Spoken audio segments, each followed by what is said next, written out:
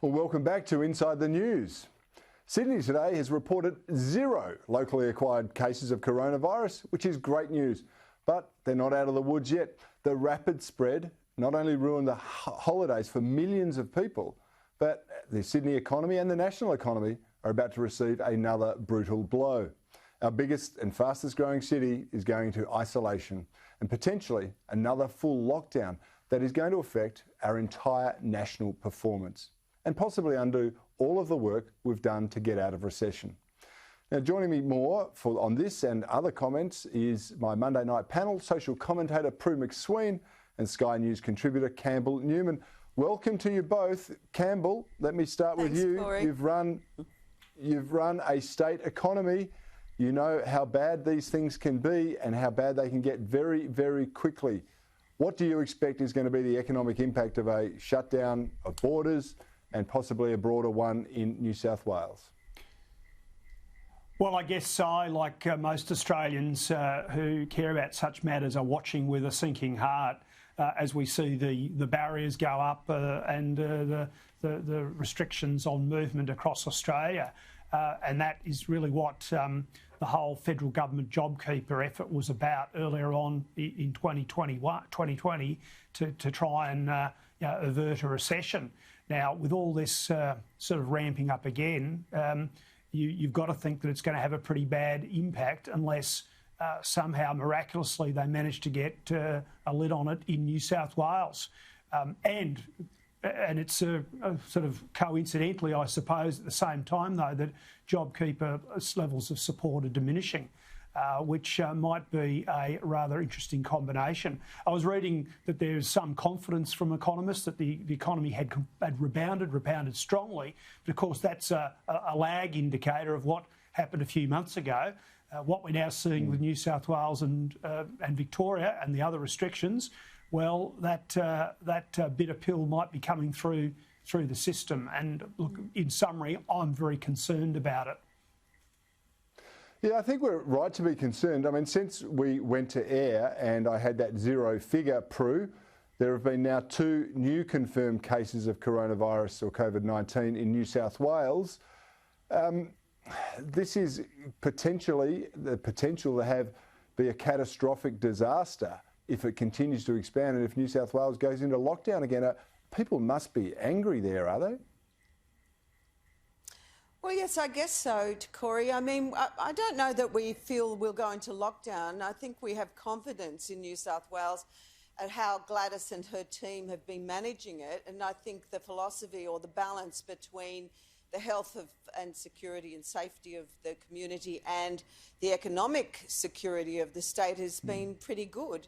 I think that we have confidence in our ability to contact trace and to deal with these issues, whereas, the Labor states seem to be, running scared and wimps. And I think that's because they don't have confidence in their contact tracing and their health facilities generally. So from my perspective, my barometer is, because, I have a marketing company, it's really interesting that some of the sectors are really doing well. I have clients in the tech business.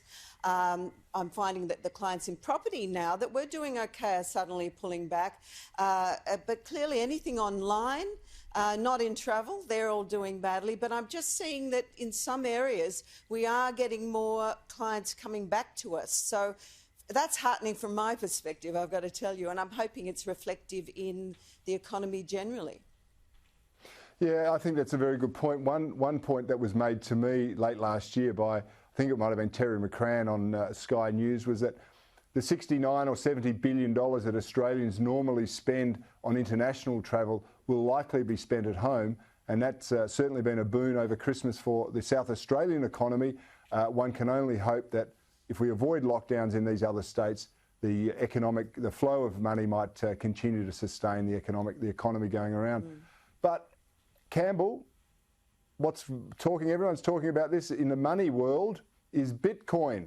Bitcoin is celebrated its 12th birthday. Its 12th birthday from foundation in 2009. Yesterday, it was 12 years old. It's gone from 0, worth nothing, to worth in excess of 44,000 Australian dollars. Are you on the Bitcoin ship, or is this something that you don't understand and don't want to? Well, I understand it. I profess to understand it. I have a young man who works for me who's a Bitcoin investor and has been telling me for over a year that I should have got a few for myself. I've never been convinced in that way. But look, here's the thing.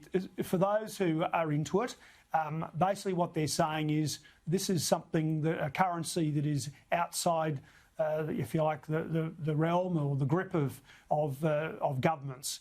And in other words, at a time like this where money is being printed across the globe in Western nations, and they're, once upon a time we've been worried about inflation, and because the value of money is being debased, Bitcoin, holds a store of value because there's only so many out there. They're not sort of going to allow any more past the cap, and it will retain that value, inherent value, and hence the price has spiked as institutional investors have gone into it, probably with the same things in mind. Look, there's always the prospect, though, of the pricing reflecting a bubble. There are bubbles in all sorts of commodities. Times gold prices spike as well. But look, that's what's been going on. As to whether I'll invest on it, I'll say right now, I think I'll stick to the things that I know and really understand, the things I can look at, I can touch, and I really can understand. And perhaps that's my very gratuitous advice to people watching this evening. It's really a wise piece of investment advice, actually, to stick to what you know and what you understand. But Prue, the millennials will tell you that Bitcoin is just a digital form of gold. It's a store of value. It can't be debased. It can't be taken away from you unless you lose it, of course. Are you on the Bitcoin bandwagon, or are you a gold bug, as they call them? Well, I have been known to be a risk taker, but sadly not with Bitcoin. Look, probably I'm an old fogey. The millennials are probably right. They're making a fortune, but I prefer to have gold if I'm going to risk anything. I mean, people don't even know whether Bitcoin's money, an asset, or a commodity. So why the hell would you be buying something like that? If I want to branch out, I'd go for gold. Otherwise, go for property or the good old boring shares. Hey, speaking of gold, I thought Grease, the movie with John Travolta and our own Olivia Newton-John, was a pit of gold, but it was put on the BBC on Boxing Day, and the cancel culture wokesters came out afterwards. They said it was sexist, racist, homophobic, misogynistic, and a bit rapey. Now, I'm quoting that there. Surely, Prue, you're going to tell me you're a fan of Grease and you danced along and can sing along to all the tunes. I love Grease. If I could pour myself into that black little leather number that she had, I would be really happy. These imbeciles in the UK who clearly have been in isolation for so long need to go and, get some therapy. This mob intimidation and this group thuggery, that is trying to just cancel everything that was dear to us as us old fogies were growing up.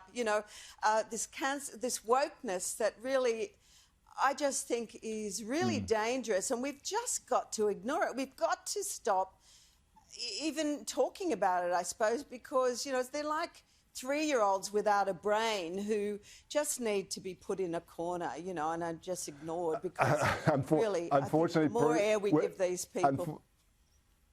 Unfortunately, Prue, when we ignore them, they sort of grow like fungus on the side of a tree or something like that. Yeah, so we can't do it. Campbell, I'd love to get your views on Greece, but we're out of time. So I want to say thank you both for joining me tonight. It's been fun. We'll sing along together off air, Campbell.